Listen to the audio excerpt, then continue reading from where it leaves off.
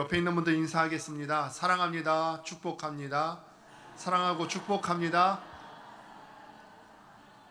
네, 우리가 정말 서로 격려하고 또 사랑한다 말해주는 존재가 되었으면 좋겠습니다.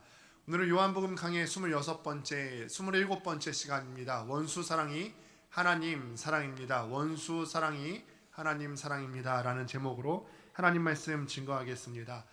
저희 외할아버지께서는 농부셨어요. 그래서 때가 되면 가까운 곳에서 농사를 지으셨기 때문에 농번기가 되면 저도 도우러 자주 가곤 했습니다. 농사를 지으면서 늘 들었던 생각이 진짜 너무 힘들구나. 이 농부라는 삶이 너무너무 힘들었던 것 같아요. 아침에 할아버지는 그 누구보다 일찍 일어나셔서 논으로 밭으로 둘러보러 다니시고 이 농사 때만 되면은 항상 수고롭게 일하시는 모습을 보면서 농사 짓는 것이 여간 어려운 것이 아니구나 이런 생각을 해보게 됩니다.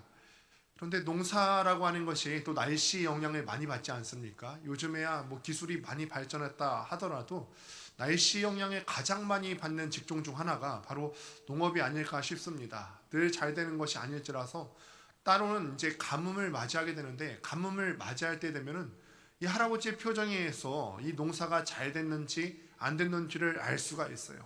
가뭄 때가 되면 할아버지의 표정이 어둡지요.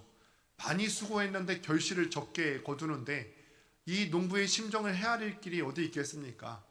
늘 흉년만 있는 것은 아니어서 때로는 풍년이 맞게 되면 할아버지가 그렇게 즐거워했던 것이 그렇게 기억에 남곤 합니다.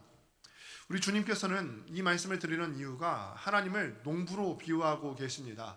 당시 유대 땅에서는 포도나무라고 하는 것이 가장 많이 심은 작물 중 하나가 바로 포도나무였죠. 그래서 우리 주님께서는 비유로 말씀하시기를 예수님께서 포도나무시고 또 하나님께서는 이 포도나무를 관리하시고 또 농사 지으시는 농부로 비유하고 계시고, 우리는 예수님이신 그 포도나무에 붙어있는 가지로 비유를 하고 계십니다. 하나님이 농부라면요, 이 농부의 가장 큰 소원이 무엇일까요? 열매를 더 많이 맺는 것입니다. 많은 열매를 맺기 원하시죠. 포도나무 가지마다 포도가 주렁주렁 열리기를 기대하는 것이 농부이신 하나님께서 원하시는 것입니다. 오늘 본문 이전에 2절 말씀을 함께 보시게 되면은 하나님께서 우리가 열매를 더 많이 맺는데 관심이 있다라는 것을 우리가 볼 수 있죠. 2절 말씀을 보니까 더 많은 열매가 맺기를 소망하시는 하나님의 기대와 또 소망을 알 수가 있습니다. 여기서 더라고 하는 말이 중요한데, 더라고 하는 말은 헬라어로 말씀드릴 것 같으면 플레이오나라고 하는 말인데, 영어로 해당되면 more라고 하는 뜻이에요. more. 말 그대로 지금 있는 것보다 더 많이 열매를 맺기를 기대한다. 하나님의 소원은요, 단순하게 우리가 열매 맺는 것을 기대하시는 것이 아니라 더 많은 열매를 기대하시는 줄을 믿습니다. 많은 열매를 맺기 원하시는 것이 농부의 심정이 맞죠.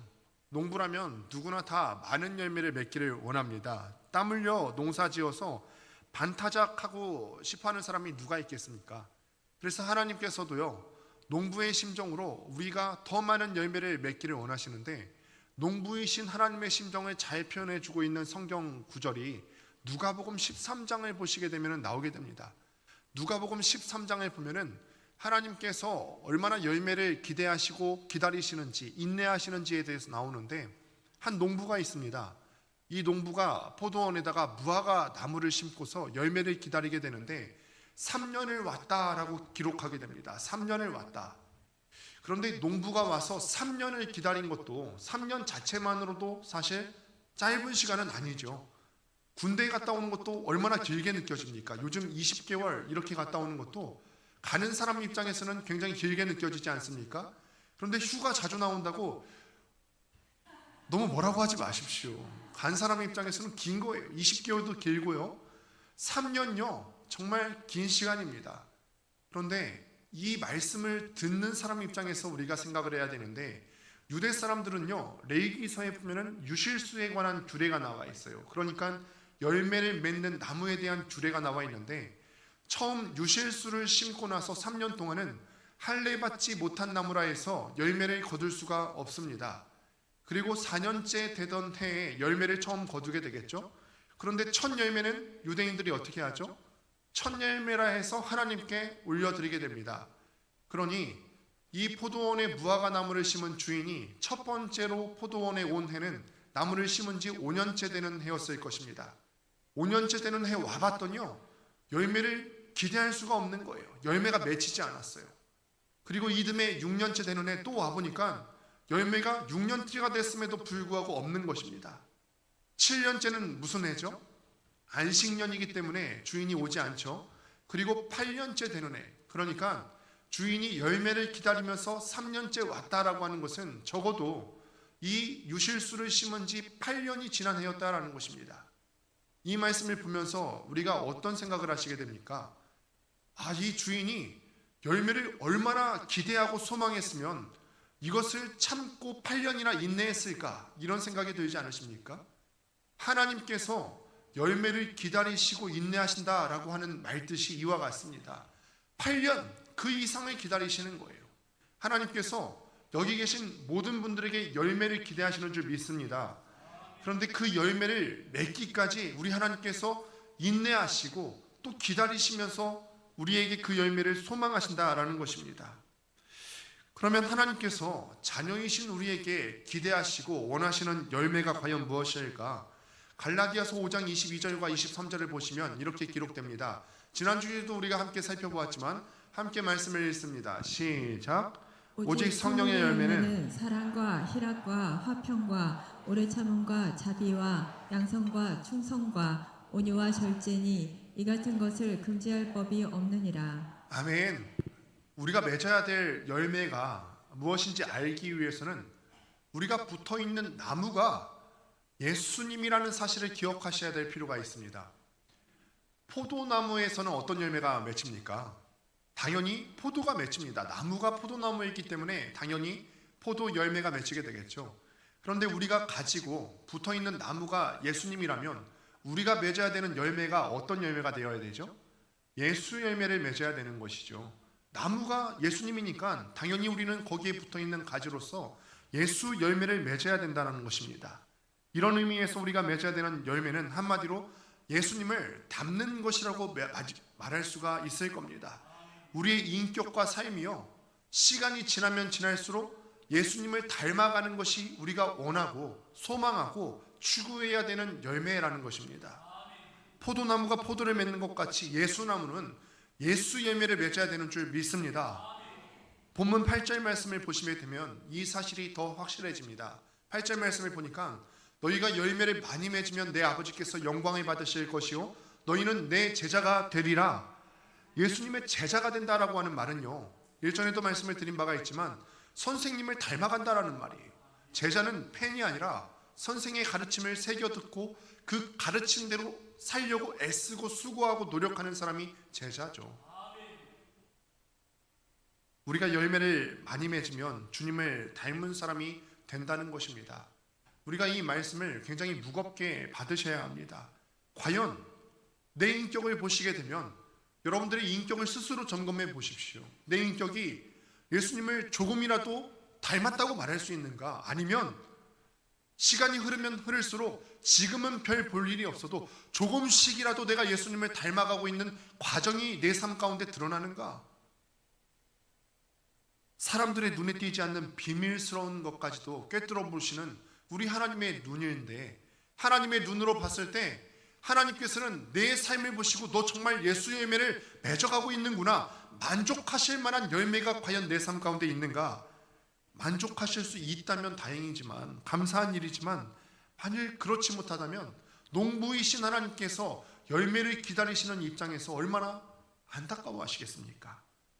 신앙생활을 오래 해도요, 7년째, 8년째, 9년째 돼도요, 주인이 올 때마다 열매를 거두지 못하고 돌아가는 입장이라면 신앙생활을 오래 하는 그 입장도 마찬가지 아니겠습니까? 우리 주님께서 시간을 오래 두고 기다리셨음에도 불구하고 오셔서 내 심령을 보셨을 때 거두실 열매가 없다면 주님께서 얼마나 안타까워하시고 얼마나 속상하실 일이겠습니까?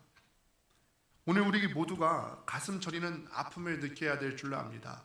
잎만 무성한 포도나무 같은 사람들이 너무 많다라는 거예요. 우리 얘기를 하고 있는 것이죠. 우리 주변을 보면요, 잎만 무성한 그리스도인들이 많다라는 거예요. 잎이 무성해서 저기에 혹시나 열매가 있을까 기대하고 찾아가지만 텅 빈 나뭇가지가 너무나 많다라는 것이죠. 그래서 진지하게 우리 자신을 살피고 우리 스스로에게 한번 질문해 보시길 바랍니다. 나는 주님, 저를 보실 때 주님께서 과연 만족하실 만한 열매가 있습니까? 주님께서 나를 보실 때 만족하실 만한 열매가 내 삶 가운데 있습니까? 한 가지 놀라운 사실은요, 하나님께서 우리에게 그렇게 많은 열매 맺을 것을 기대하고 계시지만 우리에게 명령하시는 말씀을 보시게 되면 열매를 맺으라 라고 명령하시지는 않으세요. 열매를 맺으라 라고 명령하시지 않으세요. 요한복음 15장 말씀 전부를 보시게 되면 우리 주님께서 말씀하실 때 열매를 맺으라 라고 기록된 곳이 한 군데도 없고 4절 말씀을 통해서 보면 오히려 열매는 자연스럽게 맺는 것임을 볼 수가 있습니다. 저번에도 말씀을 드렸지만 지난주에도 말씀을 드렸지만 가지는 자기 스스로 열매를 맺는 것이 아니지요. 가지는 어떻게 하면 되죠? 그냥 나무에 잘 달라붙어 있으면 됩니다. 일은 나무가 다 합니다. 뿌리로부터 양분과 수분을 흡수해서 잘 받아들여서 가지로 전달하게 되면 가지는 이것을 받아 먹게 되면 붙어있기만 하면 이 양분과 수분을 통해서 자연스럽게 잎이 생기고 꽃이 피게 되고 열매가 생기게 되는 것입니다. 우리도 마찬가지예요. 내가 뭔가 하나님 앞에 보여드릴 것이 만들려고 열매를 맺으려고 스스로 발버둥 칠 필요가 없어요. 우리가 아무리 선해지려고 해도 안 됩니다. 내가 구원받을 만한 조건을 스스로 아무리 구비하려고 해도 안 됩니다. 우리가 해야 될 일은 무엇입니까? 나무, 예수님께 딱 달라붙어 있기만 하면 된다라는 거예요. 성경이 우리더러 명령하시기를 열매를 많이 맺으라 라고 말씀하시지 않고 내 안에 거하라 라고 하는 명령만 반복해서 말씀하시는 이유가 바로 여기에 있습니다. 요한복음 15장 전체를 말씀을 보시게 되면 안에 거한다 라고 하는 표현만 10번이 넘게 반복돼서 나오는 것을 우리가 볼 수 있죠. 반복해서 나온다는 것은 그만큼 중요하다는 뜻이에요. 4절에 보면은 이렇게 기록합니다. 내 안에 거하라 나도 너희 안에 거하리라. 가지가 포도나무에 붙어있지 아니하면 스스로 열매를 맺을 수 없음 같이 너희도 내 안에 있지 아니하면 그러하리라. 예수 안에 거한다라고 하는 말의 의미는 밀접하고 안정되게 결합되어 있다라는 뜻이에요. 그러니까 우리가 가지로서 포도나무이신 예수님과 밀접하고 안정되게 결합되어 있어야 된다라고 하는 말의 뜻입니다. 그러면 또 한 가지 질문을 드립니다. 우리가 예수님과 밀접하고 안정되게 붙어 있으려면 어떻게 해야 되나? 7절 말씀을 보니까 그 법칙에 대해서 소개하고 있어요. 7절 말씀 같이 한번 읽습니다. 시작. 너희가 내 안에 거하고 내 말이 너희 안에 거하면 무엇이든지 원하는 대로 구하라. 그리하면 이루리라. 아멘. 오늘 본문 7절 말씀의 의미를 분명히 알기 위해서는 5절 말씀과 비교해서 보실 필요가 있는데 5절 보시고 7절 말씀 보시면요. 내용이 똑같거든요. 미묘하게 한 군데 달라요. 5절 말씀 한번 보실까요? 나는 포도나무여 너희는 가지라. 그가 내 안에 내가 그 안에 거하면 사람이 열매를 많이 맺나니 나를 떠나서는 너희가 아무것도 할 수 없음이라. 5절과 7절 말씀을 보니까 내용이 같죠. 그러면 5절과 7절이 같으면 5절 말씀에 나온 내용대로 7절을 표현할 것 같으면 이렇게 표현했어야죠. 너희가 내 안에 거하고 내가 너희 안에 거하면 이렇게 7절이 기록돼야 되거든요. 그런데 이상하게도 7절에 가서는 내가 너희 안에 거하면 이라고 하시지 않고 내 말이 너희 안에 거하면 이라고 표현이 되어 있어요. 그렇죠? 내용은 같은데 표현이 조금 다른 것을 우리가 볼 수 있죠. 여기에 중요한 의미가 있다는 거예요.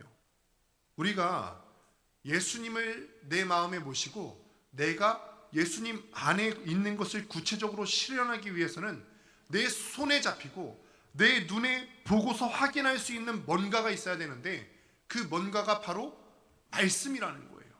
내 손에 잡히고 내 눈으로 확인할 수 있는 구체적인 뭔가가 말씀이라는 거예요. 다 막연하게 믿는다 하는 것이 아니라 말씀이 내 삶의 구체적인 증거가 되어야 된다라는 것이죠. 하나님의 말씀을 내 머리에 담으라고 말씀하시지 않으셨고 마음에 심으라라고 말씀하세요. 독일의 유명한 신학자였던 본회포가 이렇게 얘기합니다. 성경에 기록된 말씀들은 언제나 당신의 가슴에 울려야 하고 당신의 생활 속에 날마다 살아 움직여야 합니다. 당신이 무척이나 사랑하는 자가 있다면 그의 말을 잊을 수가 있겠습니까? 사랑하는 자의 말은 따지고 분석해서 받아들이는 것이 아닙니다. 머리로 받는 게 아니라는 거예요. 마찬가지로 당신이 주님을 사랑한다면 그의 말씀을 마음에 담고 살아야 합니다. 사랑하는 자의 말을 들으면 그 사랑하는 자의 말을 머리로 분석하고 따지고 앉아 있습니까? 그렇게 하지 않잖아요. 그냥 마음으로 다 받아들이는 것 같이 우리가 하나님을 사랑하고 주님을 사랑하려면 그 말씀을 분석하고 따지고 이게 옳고 그른가 따지고 있는 것이 아니라 그 말씀을 마음으로 받아야 된다는 것입니다. 하나님의 말씀을 분석하거나 따지려 하지 마시고 그 말씀을 다만 즐거워하면서 살아갈 수 있게 되기를 소망합니다. 그러면 우리가 그 말씀, 구체적인 내 손에 잡히는 그 말씀을 붙잡고 살아가야 될 건데 이 말씀의 요지는 과연 무엇인가? 우리가 마음에 담아야 되는 주의 말씀은 과연 무엇인가? 12절 말씀을 보니까 간략하게 이렇게 소개되어 있죠. 내 계명은 곧 내가 너희를 사랑한 것 같이 너희도 사랑하라. 주님께서 우리에게 이렇게 말씀하시는 거예요. 내 계명이 뭐냐고? 딱 하나로 함축해서 말씀드리자면 내가 너희를 사랑한 것 같이 너희도 서로 사랑하라 라고 말씀하시는 거예요. 주님께서 우리를 사랑한 것 같이 우리도 서로 사랑해야 된다는 것이죠. 우리가 가슴 뜨겁게 부르는 찬양들의 가사 내용들이 대부분 그렇지 않습니까? 주님 사랑해요. 내 마음과 정성 다해서 주님을 찬양합니다. 주님을 사랑합니다. 찬양의 가사 중에 주님 사랑한다라고 하는 가사가 얼마나 많이 있습니까? 우리가 이 찬양을 부르다 보면은 우리도 모르게 가슴이 뜨거워져서 이 찬양을 채 끝맺지도 못하고 얼버무리는 경우가 너무나 많지 않습니까? 목이 메어서 끝까지 마무리하지도 못하고 이렇게 찬양을 끝내는 경우들이 참 많이 있습니다. 주님을 사랑한다는 것이 참 얼마나 행복합니까? 그러나 만질 수도 없고요, 들을 수도 없고 볼 수 없는 주님을 내가 어떻게 사랑한다고 할 수 있을까? 어떻게 하는 것이 우리 주님을 사랑하는 것입니까? 주님께서는 요한복음 14장 15절에서 주님을 사랑한다는 것이 어떤 것인지에 대해서 명쾌한 대답을 하고 계십니다. 14장 15절 말씀을 보니까 너희가 나를 사랑하면 나의 계명을 지키리라. 주님을 사랑하는 사람은 뭘 한다고요? 나의 계명을 지키는 것이다. 우리가 주님을 사랑한다면 형제를 사랑하라는 주님의 말씀을 지킬 거라는 말씀이에요. 요한복음 14장 21절 말씀을 이어서 보시게 되면 나의 계명을 가지고 지키는 자라야 나를 사랑하는 자니 동일하게 말씀하시죠. 23절 역시 똑같이 말씀하십니다. 사람이 나를 사랑하면 내 말을 지키리니. 예수님의 대답을 한마디로 정리하자면 이와 같습니다. 우리가 주님을 사랑하는 방법은 다른 게 있는 게 아니라 우리가 주님을 사랑하면 주님께서 하신 말씀을 지키는 사람인데 주님께서 하신 말씀의 요점이 뭐라고요? 12절 말씀을 보니까 내 계명은 내 말은 내가 너희를 사랑한 것 같이 너희도 서로 사랑하라. 나를 사랑하려면 너희도 서로 사랑하는 것이다. 요한일서 4장 20절은 우리에게 더 두려운 말씀을 하고 계십니다. 같이 한 목소리로 읽어보겠습니다. 시작. 누구든지 하나님을 사랑하노라 하고 그 형제를 미워하면 이는 거짓말하는 자니 보는 바 그 형제를 사랑하지 아니하는 자는 보지 못하는 바 하나님을 사랑할 수 없느니라. 보이는 형제도 사랑하지 못하는데 보지 못하는 바 하나님을 어떻게 사랑할 수 있는가? 이 말씀이 하나님께서 우리에게 전하시는 것입니다. 형제를 사랑하지 못하면 하나님을 사랑하는 자가 아니라라고 하는 것입니다. 참 무서운 말씀 아닙니까? 여기 계신 많은 분들이요, 하나님을 사랑한다 그래요. 그런데 하나님을 사랑한다고 하면서 내 옆에 있는 다른 지체들, 구역 식구들, 다른 형제들, 다른 성도들을 사랑하지 않는 것은 하나님을 사랑하지 않는 것이라고 하시네요. 하나님께서 말씀하시는 거예요. 나 사랑한다고? 눈에 보이는 네 옆에 있는 성도들, 가족들, 남편, 아내, 옆에 있는 동역자들도 사랑하지 못하는데 네가 사랑한다고 하는 말은 거짓말이야. 차라리 이렇게 말씀하시면 좀 이해가 되죠. 너희가 형제를 미워하면 하나님을 사랑하지 않는 것이다. 그런데 말뜻을 잘 보세요. 하나님을 형제를 사랑하지 않는 사람은 하나님을 사랑하지 않는다고 했어요. 어떤 사람은 이렇게 얘기하거든요. 목사님, 저는요 미워하지도 않고 사랑하지도 않는데요. 말씀을 잘 보세요. 적극적으로 형제를 사랑하지 않는 것은 하나님을 사랑하지 않는 것입니다. 원수도 주님께서 사랑하라고 하셨어요. 용서하라고 말씀하시지 않으셨어요? 그냥 미워하지 말라 이 정도에서 그치지 않았어요. 사랑하라고 하셨어요. 원수를 사랑하지 못하는 사람은 하나님 안 사랑한다라는 거예요. 여기 계신 모두가 하나님을 사랑하기를 원합니다. 하나님을 사랑하는 방법은 내 옆에 있는 형제와 나를 미워하는 사람, 심지어는 나의 원수까지도 사랑하면 그것이 하나님을 사랑하는 것인 줄 믿습니다. 수요일 날 했던 질문이에요. 다시 한번 생각하십시오. 3초 드립니다. 가장 미워하는 사람, 나랑 가장 껄끄러운 사람 지금 생각하십시오. 1초, 2초, 3초. 원수는 빨리 생각난다고 했죠. 원수를 용서하는 것 아니고요, 원수를 적극적으로 사랑하지 못하면 하나님을 사랑하지 않는 것입니다.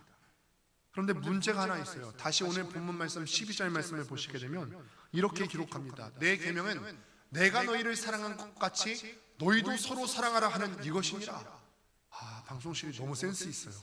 노란색으로, 이거는 제가 시키지 않았는데도 강조해서 내가 너희를 사랑한 것 같이 서로 사랑할 수 있는 은혜가 방송실 멤버들 가운데 있기를 바랍니다. 내가 너희를 사랑한 것 같이 한번 주목해 보실까요? 이 말씀은요, 주님께서 우리에게 원하시는 사랑의 기준에 대해서 말씀하시는 거예요. 이 정도만 하면 되겠지, 이거 아니고요, 주님께서 우리를 사랑한 것 같이 사랑해야 된다는 것이죠. 그런데 이 기준이요, 사실 너무 높아서 현실성이 없어 보여요. 주님께서는 우리를 사랑하시기 위해서 스스로 십자가를 지시고 목숨을 버리셨잖아요. 그런데 우리가 그 기준으로 다른 사람을 사랑한다고요? 현실성 없어 보이거든요. 우리가 말로는 그렇게 할 수 있잖아요. 내가 너를 위해서 죽을 수도 있어, 죽을 수도 있을 만큼 사랑해라고 하는데 주님께서는 정말로 우리를 위해서 생명을 바친 사랑을 하셨어요. 제가 예전에 저희 둘째 아이에게 이렇게 물은 적이 있어요. 시에라, 너 아빠 얼마나 사랑해? 라고 그랬더니요, 이 아이가 자기가 그 당시 알고 있었던 가장 큰 단어로 얘기하는 거예요. 나는 아빠를 우주만큼 사랑해. 우주만큼 사랑해. 제가 또 물었죠. 너무 감격했거든요. 우주만큼 사랑한다니, 그럼 아빠 위해서 죽을 수도 있어? 라고 했더니 1초의 망설임도 없이 대답하는 거예요. 아니, 그건 안 되겠는데? 라고 하는 거예요. 그건 못할 것 같아. 이 솔직한 아이의 심정이죠. 다른 사람을 위해서 죽을 수 있다는 것이 가장 큰 사랑이고요, 주님께서는 우리를 위해서 그렇게 하셨죠. 십자가에 달려서 목숨을 버리시면서까지 우리를 사랑하셨어요. 그리고 이제 우리에게 명령하시기를 내가 너희를 사랑한 것 같이, 내가 너희를 사랑하면서 십자가에서 내 목숨을 버리면서까지 사랑한 것 같이 너희도 그 기준으로 서로 사랑하라 말씀하세요. 우리 중에 누가 그런 사랑을 할 수 있죠? 아무도 못해요. 그래서 우리는요, 내가 너희를 사랑한 것 같이라고 했을 때 이 말 앞에서 절망할 수밖에 없는 거죠. 주님께서 하신 말씀은 잘 알겠는데요, 주님께서 나를 사랑한 것 같이 내가 옆 사람을 그렇게는 사랑 못하겠는데요, 내 원수를 그렇게는 사랑 못하겠는데요, 하나님, 저는 어떻게 하면 좋죠? 나는 그렇게 사랑할 수는 없을 것 같은데요. 그때서야 비로소 우리는 이 사실을 깨닫습니다. 주님께서 서로 사랑할 것을 명령하시면서 내가 너희를 사랑한 것 같이라고 하는 전제를 탄 이유가 있구나. 그 말에는 주님께서 우리를 얼마나 사랑하셨는지를 배우는 은혜가 있구나. 주님께서 목숨 바치면서 사랑하신 그 은혜를 배우는 은혜가 우리에게 있구나.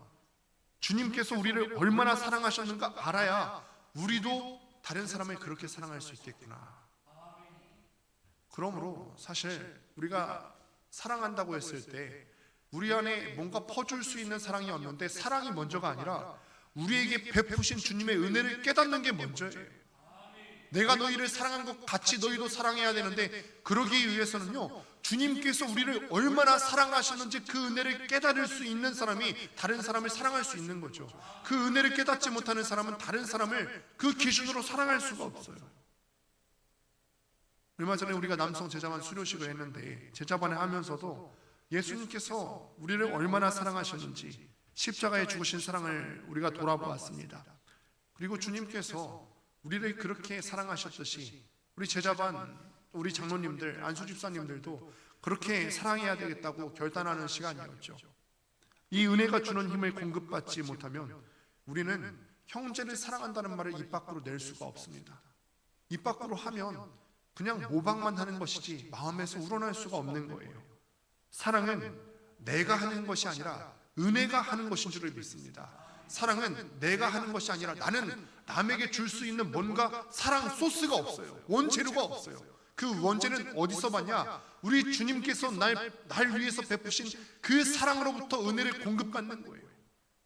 그래서 우리가 붙어 있어야 된다라고 하는 거예요. 붙어 있어서 예수님께서 우리에게 보여주신 그 사랑을 알고 주님께서 우리를 사랑하신 것 같이 다른 사람을, 원수를 사랑할 수 있게 되기를 소망합니다. 바로 이것이 우리가 우리 주위에 있는 사람들을 사랑한다는 것의 의미입니다. 요즘에는 이기주의가 날로 더 심해진다고 하죠. 항상 인류 역사 가운데 이기심이 늘 문제이기는 했습니다만, 시간이 흐르면서 이 이기심이라고 하는 것이 날로 더 심해지고 있는 것 같습니다.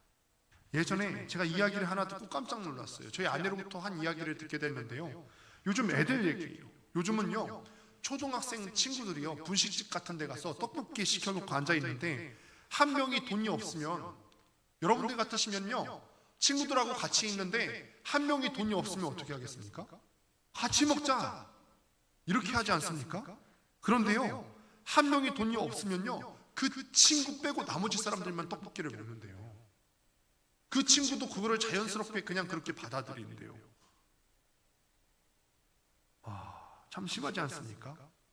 또 생일 파티를 한다고 한번 생각해 보십시다. 이 얘기도 들었는데요, 생일 파티를 하는데 초등학생들이 이렇게 초대를 하지 않습니까? 그런데 생일 파티 하는데 초대받지 않은 한 명이 왔어요. 그러면 어떻게 하겠습니까? 그냥 있으라고 한 다음에 같이 생일 파티 하면 되잖아요. 그러면 요즘은 이렇게 한대요. 넌 초대받지 않았으니까 가라고 한대요. 정말 그렇습니까? 저 잘 모르겠는데 정말 그렇습니까? 다른 사람의 상황과 형편을 돌아보지 않는 거예요. 돈 없는 사람의 상황과 형편을 돌아보지 않고, 돈이 없이 떡볶이집에 온 그 친구의 상황과 형편을 돌아보지 않고요, 초대받지 않고 이 생일 파티에 온 친구, 돌아가라고 했을 때 그 친구가 겪을 민망함과 무안함을 돌아보지 않는다라는 거예요. 이것이 어린아이들, 멀리 있는 친구들에게만 그럴까요? 아니라는 거예요. 상황과 환경만 다를 뿐이지 그리스도인들도요, 가장 가까운 사람들까지도 나는 이기적인 사람이에요. 가장 가까운 가족들, 부모님, 형제 자매, 배우자, 가장 친한 친구들, 나아가 교회 동역자 사람들에게도 우린 한없이 이기적이고, 다른 사람이 어떤 마음일까, 어떤 상황일까, 이런 것은 우리가 돌아보지 않는다라는 거예요. 주님께서는 사랑에 대해서 말씀하시면서 죽기까지 하라고 기준을 정하셨는데, 죽기는커녕요, 작은 것 하나도 양보하지 못하고 있는 거예요. 기어코 내 뜻을 관철시키고자 하는 이 지독히도 이기적인 우리의 모습을 보게 됩니다. 가장 가까운 가정과 교회와 직장에서 우리는 우리의 발과 행동에서 다른 사람을 얼마나 사랑하는지 행동으로 증명되는 것입니다. 우리의 행동을 보셔야 될 줄로 믿습니다. 예수님은 오늘 말씀에서요, 오늘 이 본문 시점에서 몇 시간 후면은 십자가를 지고 돌아가실 상황입니다. 보통 사람이 죽기 전에 말을 해야 된다면 가장 중요한 말을 하기 마련입니다. 예수님께서는 오늘 유언과도 같은 말씀을 우리에게 하시는 거죠. 주님께서 우리를 위해서 그렇게 죽으시기까지 우리를 사랑하셨듯이 우리도 서로 사랑하라 라고 말씀하고 계십니다. 그냥 미워하지 않는 수준에서 끝나는 것이 아니라, 그냥 용서하는 수준에서 끝나는 것이 아니라 적극적으로 사랑해야 된다. 이 사랑하지 않는 사람은 나를 사랑하는 거 아니다. 이 사랑을 하지 않고 나를 사랑한다고 말하는 사람은 거짓말이다. 우리에게 말씀하시는 거죠. 이것이 주님께서 가장 귀하게 여기셨던 것입니다. 말씀을 맺습니다. 여러분, 정말 주님을 사랑하십니까? 사랑하십니까? 형제를 사랑하지 않는 자는 하나님을 사랑하지 않는 자고, 형제를 사랑하는 것은 우리의 말과 행동으로 증명되는 것입니다. 주님께서는 원수도 사랑하라고 하셨죠.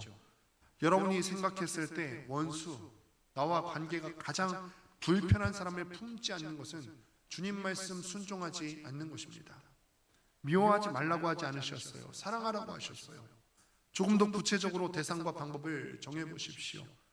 나는 우리의 가족과 연인과 또 남편과 아내와 친구들과 구역 식구들과 우리 교회 식구들을, 우리 직장 동료들을 얼마나 사랑하고 계십니까? 요한일서 3장 말씀을 보면 우리가 사랑할 때 말과 혀로만 사랑하지 말고 행함과 진실함으로 하라라고 말씀하십니다. 우리가 이번 한 주를 살아가실 때 우리 사랑하는 가족들과 친구들과 구역 식구들을 사랑할 수 있는 구체적인 방법을 정하셔서 실천할 수 있게 되기를 바랍니다. 말씀을 들으셨을 때 구체적인 삶의 증거로 나타났으면 좋겠고, 구체적인 삶의 행동으로 증명됐으면 좋겠습니다. 주님께서 제일 귀하게 여기셨던 이 사랑의 말씀을 붙들고 오늘 하루와 또 일주를 살아갈 수 있게 되기를 주님의 이름으로 축원합니다. 기도하겠습니다.